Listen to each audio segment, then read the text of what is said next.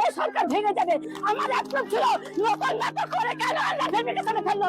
আমি একজন বিধবা রাষ্ট্রপতি পুরস্কারপ্রাপ্ত শিল্পীর বাড়ির বউ। এখন যে স্ক্রিনে আপনারা যে মহিলাকে দেখতে পাচ্ছেন, এই মহিলা দাবি করছেন যে উনি একজন যোগ্য ব্যক্তি আছেন, কিন্তু তিনি অন্নপূর্ণা ভান্ডারের টাকা পাচ্ছেন না। আগের মাসে নাকি তিনি পেয়েছেন, এই মাসে পাচ্ছেন না। সরকারের প্রতি ক্ষুব্ধ হয়ে তার ক্ষোভ প্রকাশ করছেন। এমনকি তাকে বলতে শোনা যাচ্ছে সরকারকে এবং সরকারের সাথে জুড়ে থাকার যে ব্যক্তিরা আছেন তাদেরকে অভিশাপ পর্যন্ত দিচ্ছেন তিনি। এটা নিয়ে খুব বিতর্ক হচ্ছে সোশ্যাল মিডিয়াতে। আরো কিছু তথ্য উঠে এসেছে। কিছু জায়গাতে রেল অবরোধ হয়েছে, আর বেশিরভাগ জায়গায় পঞ্চায়েত অফিস, এসডিও এবং বিডিও অফিস ঘেরা হয়েছে। তো এখানের মধ্যে যে জিনিসগুলি হচ্ছে, কেননা অনেক জেলাতে এখনো অনেক মানুষ তাদের প্রাপ্য টাকা পায়নি। যারা যোগ্য আছেন তারা তো পাননি, অনেকেই আছেন তার সাথে অ্যাপ্রুভ হয়ে গেছে সেই সব মানুষেরও পায়নি। তার মধ্যে বাড়ির একসাথেই ফর্ম ফিল আপ করেছেন কিছুজন, কিন্তু তার মধ্যে একজন পেয়েছেন, দুজন পাননি, অথবা দুজন পেয়েছেন বাকি একজন পায়নি। তো এই কারণে অনেক জায়গাতে বিক্ষোভ দেখা যাচ্ছে।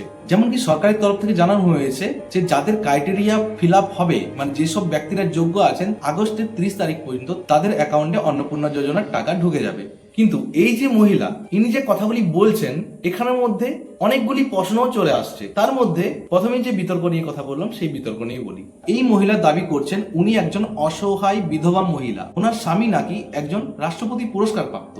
এনার ছেলে ইঞ্জিনিয়ারিং এর বড় কোনো পদে যুক্ত আছেন। সোশ্যাল মিডিয়াতে আরো অনেক তথ্য উঠে আসছে, এনার ছেলে বা নাতি কারো জন্মদিন পালন করা হয়েছিল, সেখানে নাকি এলাকার তাবড় তাবড় নেতাদেরকে ইনভাইট করা হয়েছিল, এমনকি এমএলএ কে পর্যন্ত ইনভাইট করা হয়েছিল। এনার নাকি 3 তলা বাড়ি আছে।